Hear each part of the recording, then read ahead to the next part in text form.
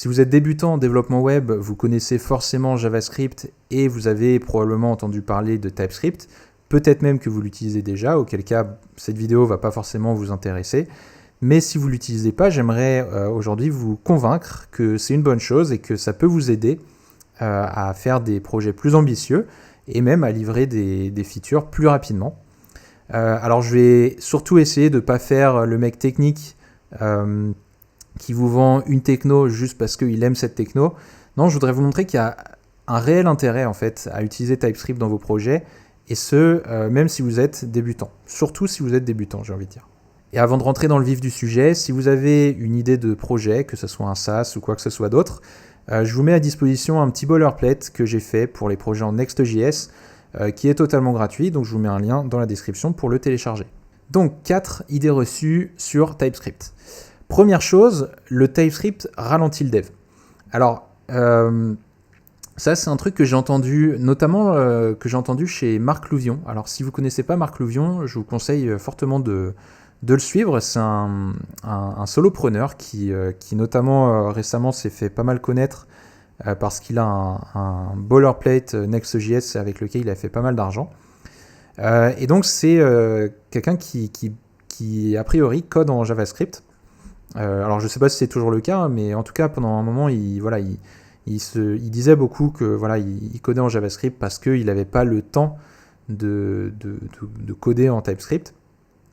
Et quelque part, j'ai envie de dire, l'histoire lui donne raison, puisque aujourd'hui il réussit très bien, il a des projets, il a livré plein de projets qui sont tous assez sympas, et aujourd'hui il vit très bien de tout ça. Donc comme quoi on peut très bien se passer de JavaScript. Maintenant, est-ce que ça ralentit le dev ? C'est là où moi je ne suis pas tout à fait d'accord. Parce qu'en fait, il faut savoir que quelque part, ça va être plutôt l'inverse qui va se passer. Si vous utilisez TypeScript, quelque part, au bout d'un moment, vous allez avoir moins de bugs en prod parce que, tout simplement, quand vous compilez votre code, s'il y a des erreurs dans le code, votre code ne va pas compiler. Donc vous ne pourrez pas le déployer sur Vercel, sur Netlify ou quoi que ce soit. Ça ne marchera pas. Donc déjà ça vous évite des bugs, donc le temps que vous perdriez possiblement à coder des trucs plus compliqués en TypeScript, finalement vous le gagnez sur du temps que vous n'allez pas passer à corriger des bugs.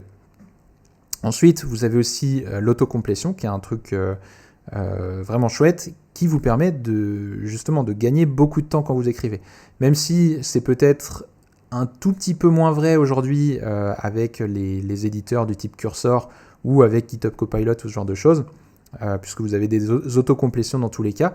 Mais quoi qu'il en soit, avec TypeScript, vous avez généralement vous avez de l'autocomplétion qui est plus pertinente, et donc ça vous permet d'aller plus vite. Et également, plus votre projet va grossir, plus TypeScript va devenir intéressant. Alors je voudrais vous montrer un petit schéma pour vous illustrer un peu tout ça. Si vous avez un projet, hop, voilà, qui est comme ça, et donc là vous allez avoir sur cet axe les features, les fonctionnalités que vous allez livrer sur votre projet, et puis là on va avoir le temps, tout simplement, l'avancement du projet.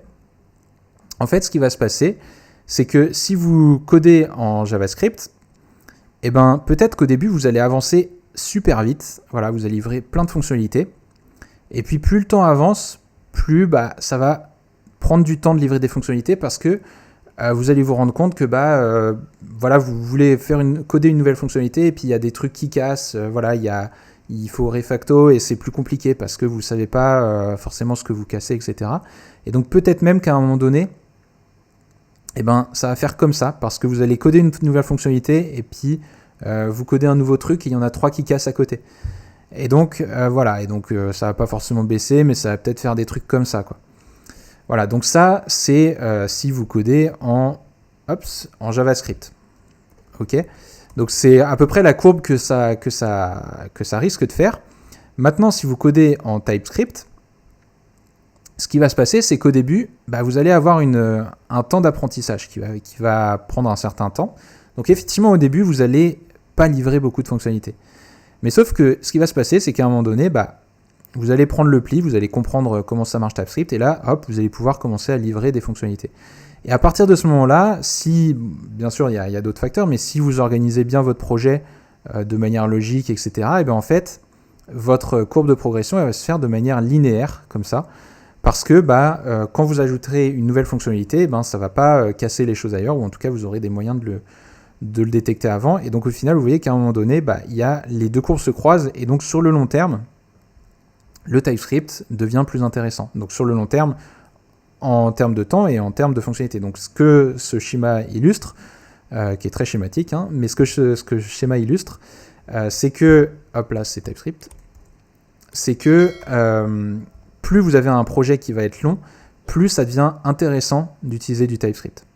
Ensuite, la deuxième idée reçue, c'est qu'on n'a pas besoin de TypeScript pour les petits projets. Donc là, le schéma que je vous ai montré juste avant, effectivement, on voit bien que sur un gros projet, TypeScript devient hyper important, hyper intéressant en tout cas.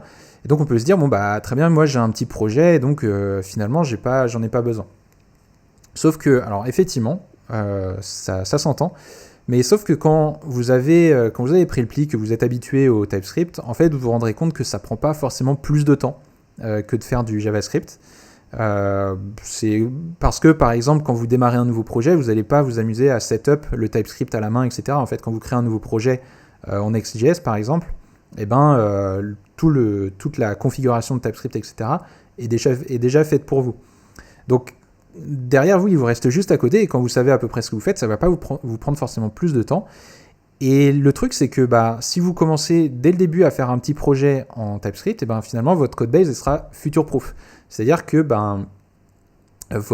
si demain vous décidez finalement que ce projet il commence à avoir de l'attraction, et vous décidez d'investir plus de temps, de rajouter des fonctionnalités, tout ça, en fait, votre code il sera déjà en TypeScript, et donc vous pourrez plus facilement continuer à travailler sur ce projet. Ensuite, la troisième idée reçue, c'est que le TypeScript est trop compliqué pour les débutants. Et donc ça s'entend totalement, parce que c'est vrai, TypeScript, du coup, c'est plus compliqué que JavaScript, parce que JavaScript, pour le coup, c'est très simple et très permissif. Et donc, TypeScript peut sembler compliqué. Moi, ce que je dirais pour mitiger un peu ce truc, c'est que déjà, vous pouvez faire une migration vers TypeScript de manière progressive. Vous n'êtes pas en fait obligé dès le début de tout bien typer, etc. Si vraiment c'est trop galère, vous pouvez au début mettre des nids partout. Moi, c'est ce que je faisais, et puis j'en suis pas mort. Et vous pouvez faire ça, c'est pas génial, mais en fait, ça peut être une porte d'entrée, et puis petit à petit, vous allez rajouter des types, et puis à la fin, vous arriverez à du code bien typé, etc. Ensuite, deuxième truc, c'est, est-ce que c'est vraiment trop compliqué pour les débutants ? En fait, moi, je trouve que, quelque part, TypeScript, ça nous aide à devenir un meilleur développeur quand on débute, parce que déjà, on a un feedback immédiat sur les erreurs, donc si vous faites une erreur, vous savez directement qu'elle apparaît, votre code ne va pas compiler. Donc voilà, et même votre IDE va tout simplement souligner en rouge votre erreur ou ce genre de choses. Donc voilà, donc ça vous montre directement où il y a des erreurs, ça vous apprend à moins en faire. Il y a en même temps aussi l'autocomplétion qui va de votre IDE qui va vous éviter de faire des erreurs. Donc ça, pareil, en tant que débutant, ça vous aide pas mal. Et un truc, moi, que je trouve hyper intéressant, c'est que avec le TypeScript, on peut, entre guillemets, voir ce qu'il y a sous le capot, ce qu'il y a derrière du code. Donc, par exemple, je prends un exemple. Ici, j'ai du code, on s'en fiche, c'est pas le plus important, mais je vais vous montrer cette fonction ici. J'ai une fonction deleteCat. Et quand je passe ma souris dessus, vous voyez que mon IDE me montre la signature de cette fonction. Donc, c'est-à-dire qu'elle me dit que deleteCat, il attend un paramètre catID qui est de type number, et il va renvoyer une promesse avec un statut qui est de type string et un message de type string. Et ça, en fait, c'est hyper intéressant. Donc là, c'est une fonction que j'ai codée moi-même, donc voilà, c'est bien, ça me permet de le voir, mais ça me permet aussi de le voir sur des librairies externes, etc. Donc moi, je trouve que c'est hyper intéressant en tant que débutant, parce que juste en passant la souris, en fait, on peut comprendre un peu la logique de qu'est-ce qu'il y a derrière, et donc mieux comprendre comment fonctionne le code. Donc voilà, je trouve que ça, quand on débute, c'est vraiment très chouette. Et dernière chose, en fait, TypeScript, on n'a pas besoin de tout connaître. Moi, encore aujourd'hui, il y a plein de choses, plein de concepts en TypeScript que je ne maîtrise pas vraiment. Parce que TypeScript, c'est très vaste, hein, il y a beaucoup de choses. Et en fait, c'est pas grave, on s'en fiche. Aujourd'hui, notamment, on a l'IA, notre ChatGPT, ou si vous utilisez Cursor ou quoi que ce soit, qui nous permet de faire des trucs en TypeScript, même si on comprend pas tout. Et c'est pas grave de pas tout comprendre. Moi, je voudrais vous donner un petit exemple. Donc là, on est sur mon petit boilerplate de projet en Next.js. J'ai ce hook que j'ai codé. Alors, c'est pas vraiment moi qui l'ai codé, en fait. J'ai demandé à ChatGPT de le coder pour moi. Moi, tout ce que je voulais, je savais que je voulais une manière plus simple d'utiliser les serveurs actions et de les connecter à mes envois de formulaires. Et donc, ChatGPT m'a proposé ce petit hook. Et si vous regardez à quoi ressemble la fonction, à première vue, là, moi, je trouve, d'un point de vue TypeScript, c'est un enfer. On comprend rien. Il y a des types dans tous les sens. Et encore, je pense que j'ai déjà fait pire au niveau truc incompréhensible. Mais voilà, vous voyez que ça, c'est un truc que moi, j'aurais pas codé tout seul. Ou en tout cas, ça m'aurait pris beaucoup de temps et j'aurais probablement pas abouti à un truc aussi correct. Donc, ce que je veux dire, en fait, c'est que aujourd'hui, c'est pas grave de pas tout comprendre. Moi, ce qui est important pour moi, c'est d'avoir une fonction qui fonctionne. Et là, c'est le cas, elle fonctionne. Donc voilà, vous pouvez même demander à l'IA de faire des tests, vraiment, si vous voulez aller plus loin ou quoi que ce soit. Moi, ce qui compte, c'est que la fonction fonctionne. Si derrière, il y a des trucs en TypeScript que je comprends pas, en fait, c'est pas grave. Et donc, c'est pour ça, pour en revenir à est-ce que c'est trop compliqué pour les débutants, en fait, vous n'avez pas besoin de tout comprendre dès le premier coup. En fait, ça prendra du temps. Au début, comme je vous disais, peut-être que vous allez utiliser DNI parce que vous n'êtes pas à l'aise, etc. Mais en fait, au fil du temps, vous comprendrez de plus en plus. Et peut-être qu'un jour, vous deviendrez un expert en TypeScript. Peut-être pas, mais même si vous ne devenez pas un expert, c'est pas grave, parce qu'aujourd'hui, vous avez l'IA pour vous aider là où vous avez moins de compétences. Et donc, dernière chose par rapport à TypeScript, c'est que TypeScript est trop verbeux. Dans le sens, il faut typer le code, il faut écrire des types de partout, il faut mettre des annotations, etc. Sauf que ça, à mon avis, c'est une mauvaise compréhension de TypeScript. En réalité, si vous utilisez TypeScript correctement, vous n'avez pas besoin d'annoter, de typer tous vos trucs, parce que normalement, il y a une inférence des types qui se fait de manière automatique. Donc, qu'est-ce que ça veut dire ? Ça veut dire que votre IDE, votre VS Code, par exemple, là ou Cursor, là où vous écrivez votre code, il doit, tout seul, il est assez malin pour comprendre les types retournés par une fonction, par exemple, ou les types d'une variable. Je vous donne un exemple. Ici, j'ai une fonction, donc getCatById, et donc je pourrais, à la main, je pourrais venir ici typer et puis dire qu'il attend une promesse de type cat ou je sais pas quoi, etc. Sauf qu'en fait, j'ai pas besoin d'écrire ça parce que, si je passe la souris ici, vous voyez que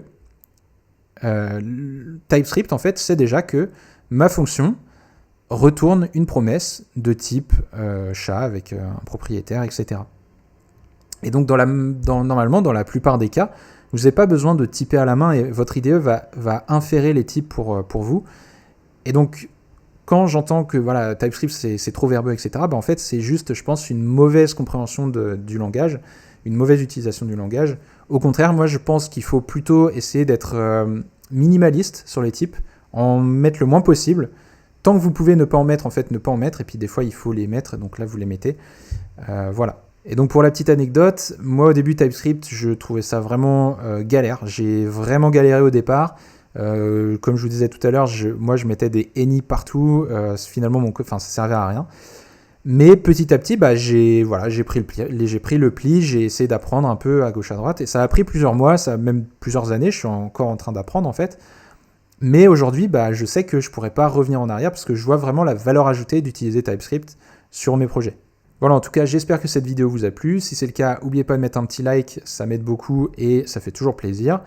Si vous voulez télécharger le boilerplate Next.js que vous voyez ici pour démarrer vos projets plus rapidement, je vous mets un lien dans la description.